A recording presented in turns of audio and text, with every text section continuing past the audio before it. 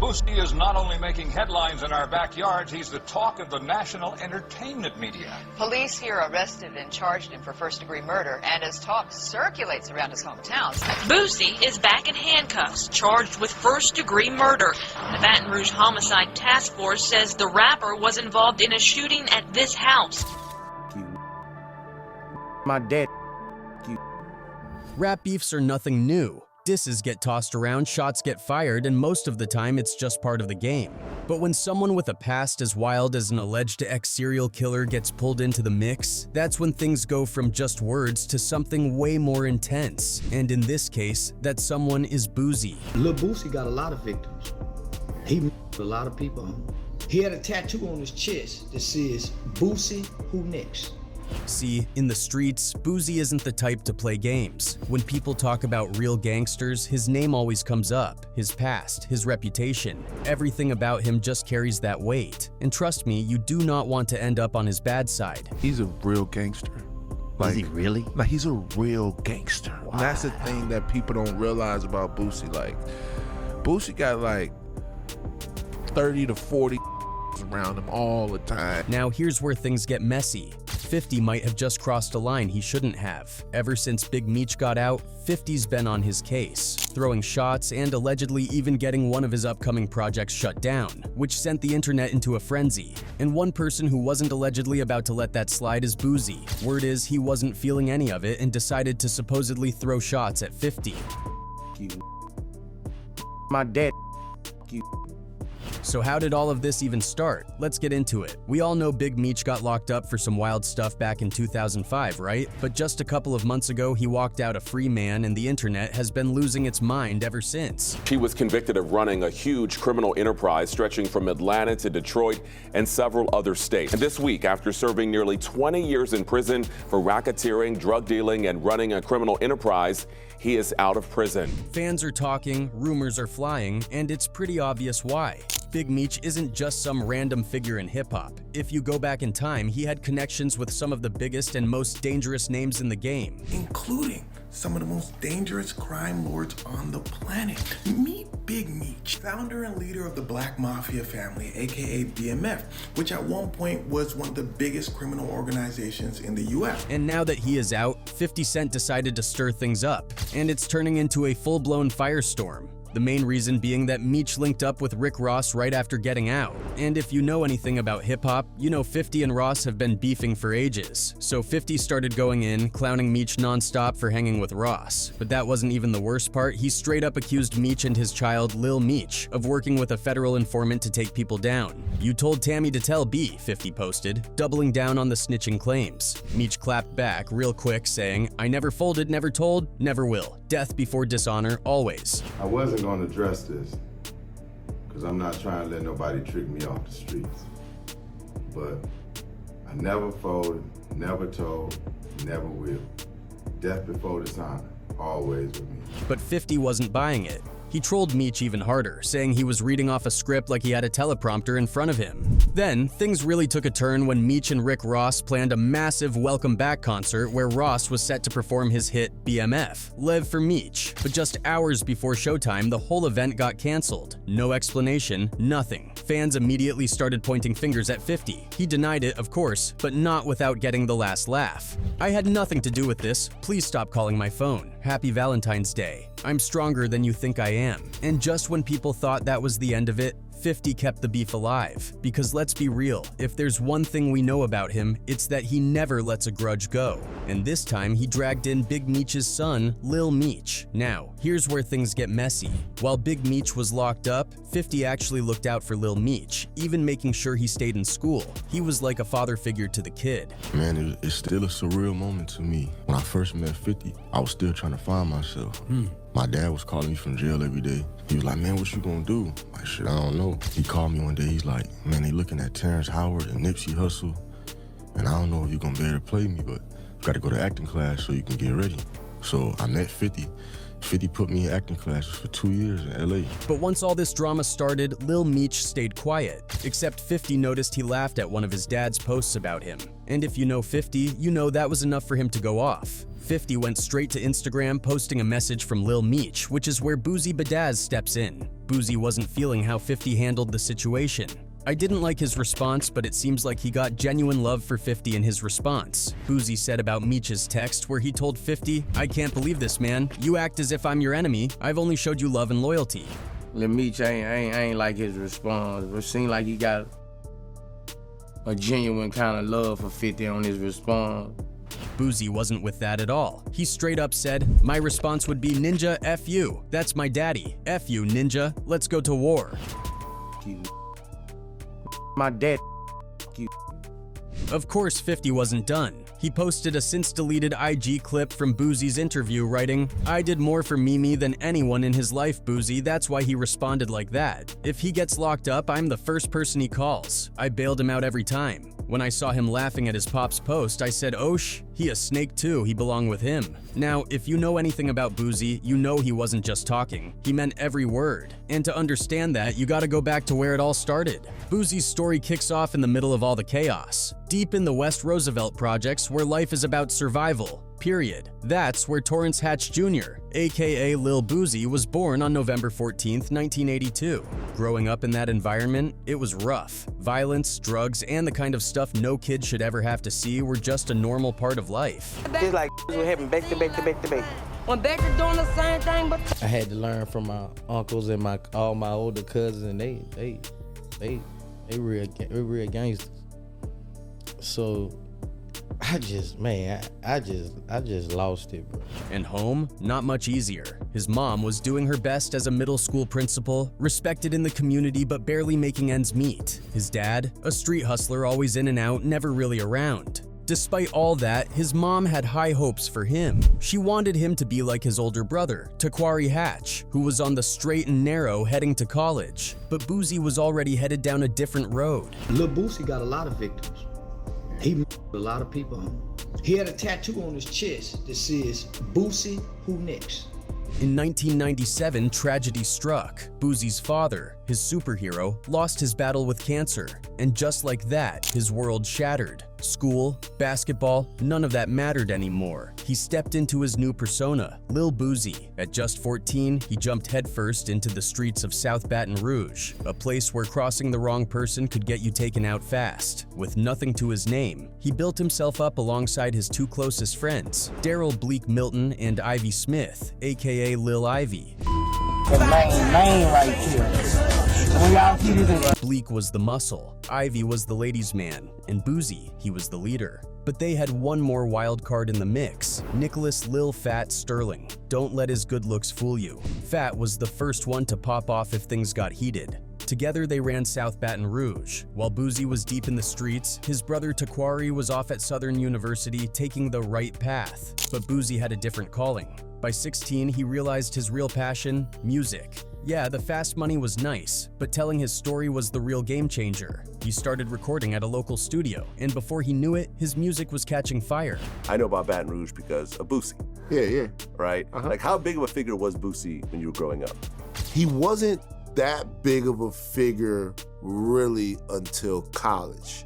He was a popular guy at the high school, like everybody loved him. Then when I went away to college and I came back, it was like he had become this big rapper, and then he was pretty much the voice of Baton Rouge from then on. Enter Trill Entertainment, a label run by Uptown legends Marcus Turk Roach and Melvin Mel Vernell. They saw the potential and signed Boosie as a solo artist. The deal gave Boosie enough money to leave the trenches for good. But why would he? He was a star in his own city, rolling around with flashy cars, stacks of cash, and any girl he wanted. He knew trouble would find him eventually, but he had some serious muscle backing him. For a while, it was all love. Boosie on top with his closest boys. But Lil Ivy, he wasn't just content being Boosie's right-hand man. In 2004, he started dropping his own music and the streets were eating it up. Even Trillent wanted to sign him. You'd think Boosie would be hyped right. Rumor was he wasn't. Word spread that when Trill reached out, Boosie wasn't picking up. I think because about a signing, I think because I forgot exactly what it was. I don't want to lie to y'all. It was about something about a deal or something. It was something dealing with something. But yeah, that's what it was. Amy wanted to sign Ivy, and Boosie ain't won't answer the phone. That tension changed things. Ivy and Fat started moving differently, hitting clubs without Boosie, making their own moves. Ivy, he was on the rise, talented, good-looking, and with a street rep to back it up. But success breeds jealousy, and that's when things got dark. March 19th, 2005, Club Vibes, Port Allen, Ivy and Fat pull up getting all the attention.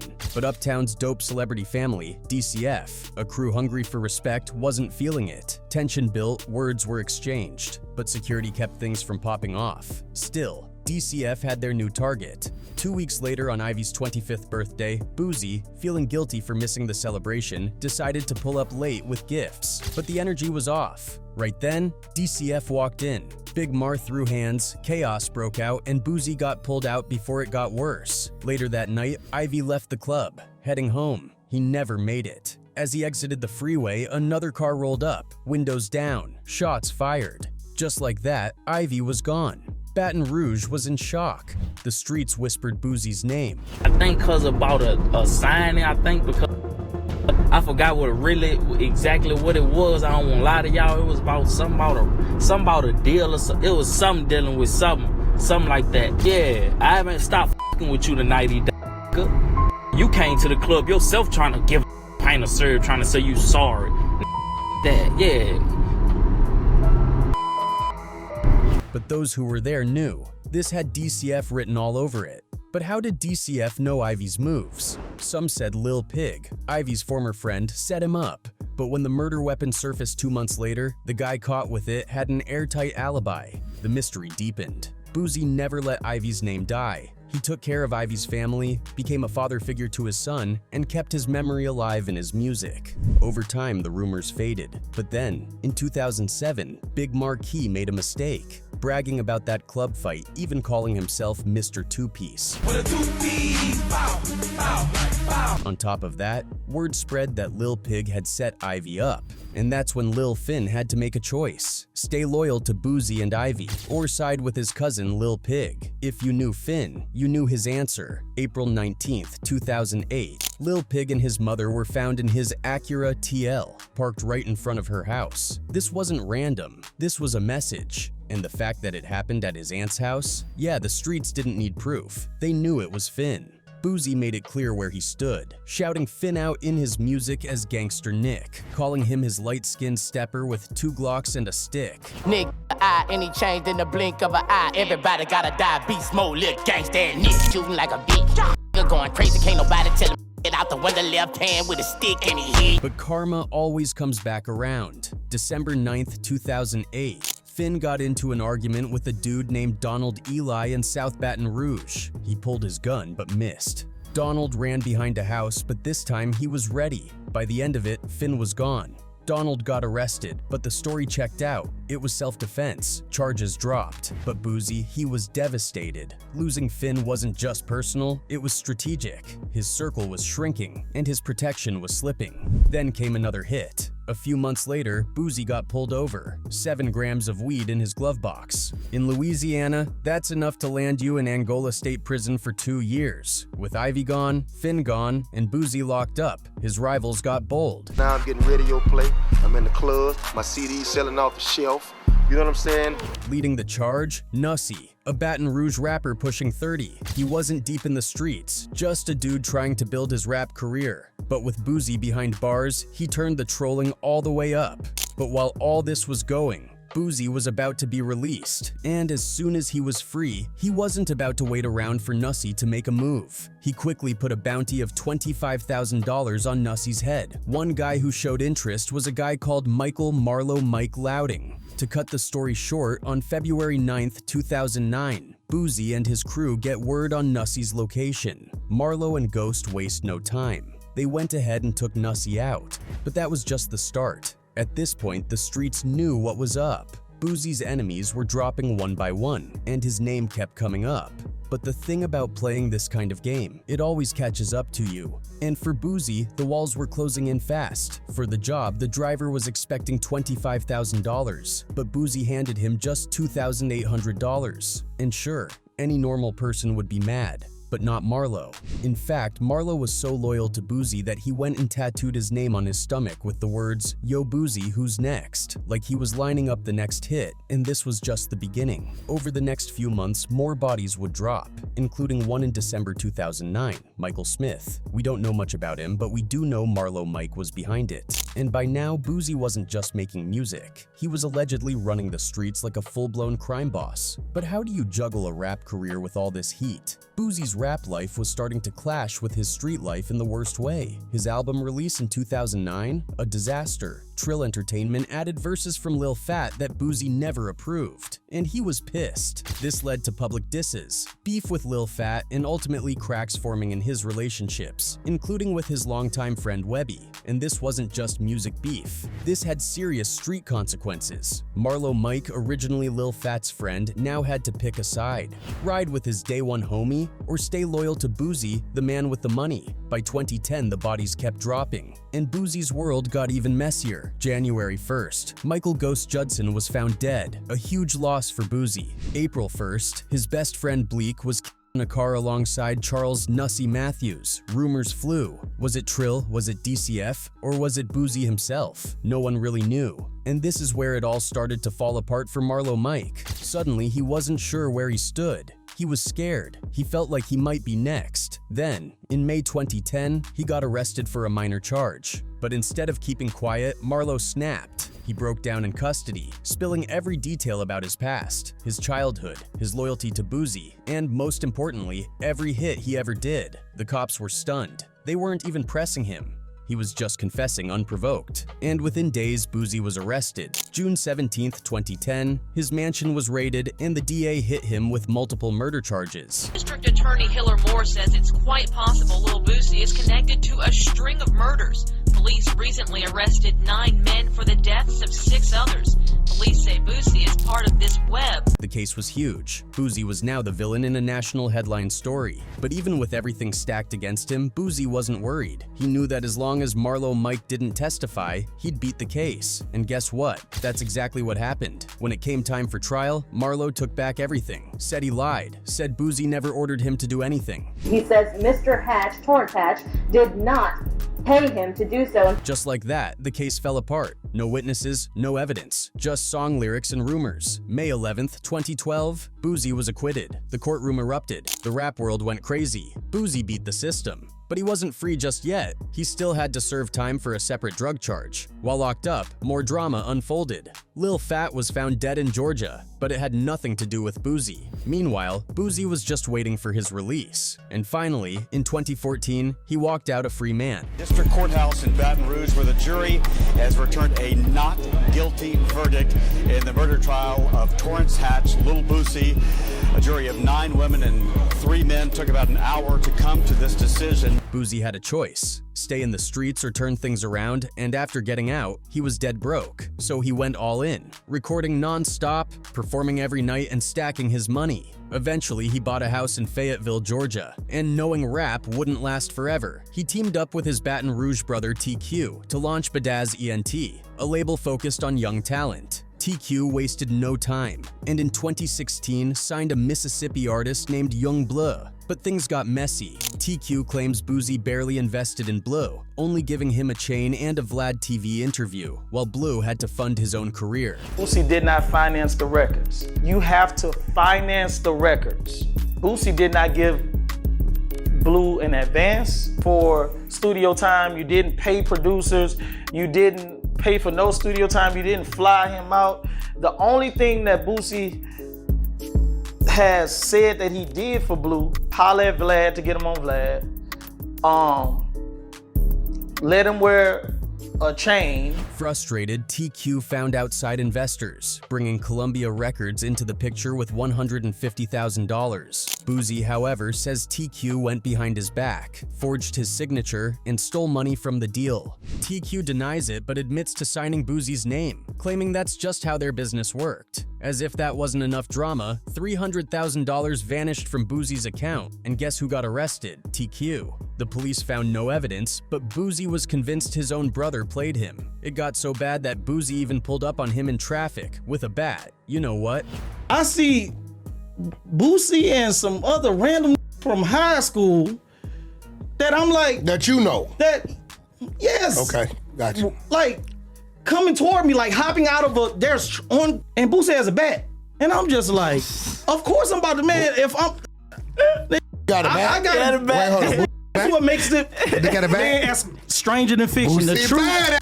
Still, 2 years later, they were back doing business like nothing happened. Meanwhile, Young Blue blew up with major features, but instead of celebrating, Boosie was livid. He accused Empire and Blue of cutting him out of deals, threatening lawsuits. Blue clapped back, calling Boosie a bad CEO, which only made things worse. Boosie went full attack mode, even suing his own brother TQ for $5 million.